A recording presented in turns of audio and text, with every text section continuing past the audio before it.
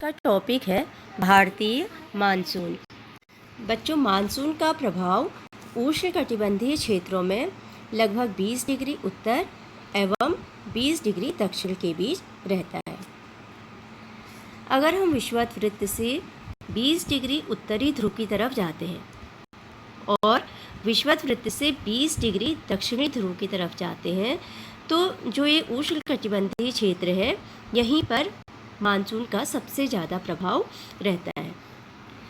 अब हम कुछ तथ्यों के बारे में जानेंगे जिनसे पता चलता है कि भारतीय जलवायु मानसूनी जलवायु क्यों है। तो सबसे पहले हम देखते हैं कि जो स्थल एवं जल के गर्म एवं ठंडे होने की विविध प्रक्रिया के कारण जो है भारत की जलवायु मानसूनी जलवायु है। बच्चों, गर्मी में जो भारत का स्थल भाग है, यहाँ पर जो है निम्न दाब का क्षेत्र उत्पन्न होता है, क्योंकि गर्म हवा ऊपर उठती है और यहाँ पर निम्न दाब का क्षेत्र बनता है। जबकि इसके आसपास जो समुद्र है उसके ऊपर कैसा क्षेत्र बनता है? उच्च दाब का क्षेत्र बनता है। और हमें पता है कि पवनें हमेशा जो है उच्च दाब से निम्न दाब की ओर जाती हैं। अब जो ये पवनें जा रही हैं, इन पवनों में नमी होती है क्योंकि यह महासागर के ऊपर से जाती हैं, इसलिए ये पवनें भारत में वर्षा करवाती है। दूसरा है अंतः उष्णकटिबंधीय अभिसरण क्षेत्र के खिसकने के कारण। इसे हम लोग ITCZ भी बोलते हैं, इंटर ट्रॉपिकल कन्वर्जेंस जोन। तो जो ITCZ जो है सामान्यतः विषुवत रेखा के 5 डिग्री उत्तर व 5 डिग्री दक्षिण में रहता है, लेकिन गर्मी के दिनों में यह 23.5 डिग्री उत्तर गंगा के मैदान की ओर खिसक जाता है। अब हम देखते हैं कि ITCZ क्या है। बच्चों, ITCZ जो है एक निम्न दाब का क्षेत्र होता है जो सामान्यतः विषुवत वृत्त के 5 डिग्री उत्तर व 5 डिग्री दक्षिण में होता है। और इस क्षेत्र को भरने के लिए उत्तर पूर्वी व्यापारिक पवनें तथा दक्षिण पूर्वी व्यापारिक पवनें जो है उच्च दाब से निम्न दाब की ओर आती है।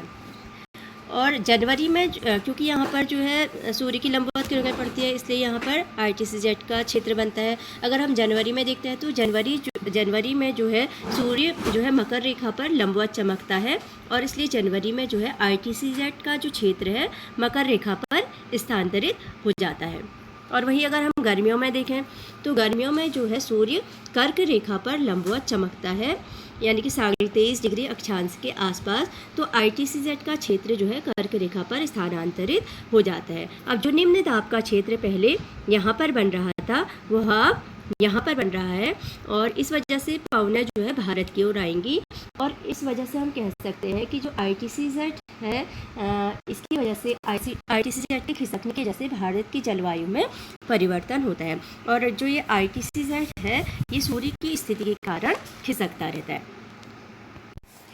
तीसरा है हिंद महासागर में जो मेडागास्कर के पूर्व लगभग 20 डिग्री दक्षिण अक्षांश के ऊपर उच्च दाब वाला क्षेत्र होता है। इस उच्च दाब वाले क्षेत्र की स्थिति एवं तीव्रता भारतीय मानसून को प्रभावित करती है। मेडागास्कर जो है अफ्रीका के पूर्व में स्थित हिंद महासागर में स्थित एक द्वीप है, और मेडागास्कर के पूर्व में लगभग 20 डिग्री दक्षिण अक्षांश के ऊपर जो है उच्च दाब का क्षेत्र बनता है।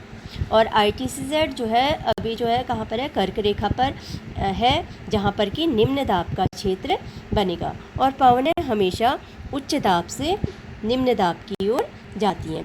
इस वजह से पवनें किस डायरेक्शन में जाएंगी? पवनें इस डायरेक्शन में जाएंगी, और ये अपने साथ क्या लेकर के जाएंगी? नमी लेकर के जाएंगी और भारत में वर्षा कराएंगी। चौथा है तिब्बत के पठार का बहुत अधिक गर्म होना।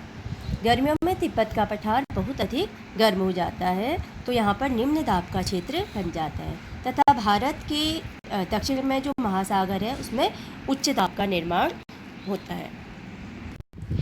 गर्मियों में तिब्बत का पठार जो है बहुत अधिक गर्म हो जाता है, क्योंकि भूमि जो है क्या है, गर्मियों में ज़्यादा गर्म होती है और जाड़ों में ज़्यादा ठंडी हो जाती है। तो गर्मियों में जो है तिब्बत का पठार बहुत अधिक गर्म हो जाता है, तो यहाँ पर निम्न दाब का क्षेत्र बन जाता है। और अगर भारत के दक्षिण में जो महासागर है वहाँ पर क्या बन जाएगा? वहाँ पर उच्च दाब का क्षेत्र बन जाएगा, और इसलिए पवनें जो है उच्च दाब से निम्न दाब की ओर जाएंगी। और यही कारण है कि भारत में इससे वर्षा होती है, क्योंकि पवन अपने साथ क्या ले जाएंगी, पवन अपने साथ नमी ले जाएंगी और इस क्षेत्र में बारिश कराएंगी। इसलिए हम कह सकते हैं कि तिब्बत के पठार का गर्म होना भी भारतीय मानसून को प्रभावित करता है। पश्चिमी जलधाराएँ जो पहले हिमालय के दक्षिण से बह रही थी, वो अब कहाँ से बहती, गर्मियों में हिमालय के उत्तर में चली जाती है। इसी के साथ जो पूर्वी जलधाराएँ हैं, ठीक है, जो पूर्वी जलधाराएँ हैं उनका प्रभाव कहाँ पर होता है, भारतीय प्रायद्वीप के ऊपर होता है, और इन सब का जो प्रभाव है भारतीय मानसून पर पड़ता है। इसके अतिरिक्त जो दक्षिण महासागर हैं उनके ऊपर जो दाब की अवस्थाओं में परिवर्तन भी जो है मानसून को प्रभावित करता है। सामान्यतः जब दक्षिण प्रशांत महासागर के उष्णकटिबंधीय पूर्वी भाग में उच्च दाब होता है, तो हिंद महासागर के उष्णकटिबंधीय पूर्वी भाग में निम्न दाब का क्षेत्र बनता है। लेकिन हम देखते हैं तो कुछ विशेष वर्षों में लगभग 3 या 4 साल के बाद जो है इस वायुदाब की स्थिति में परिवर्तन हो जाता है।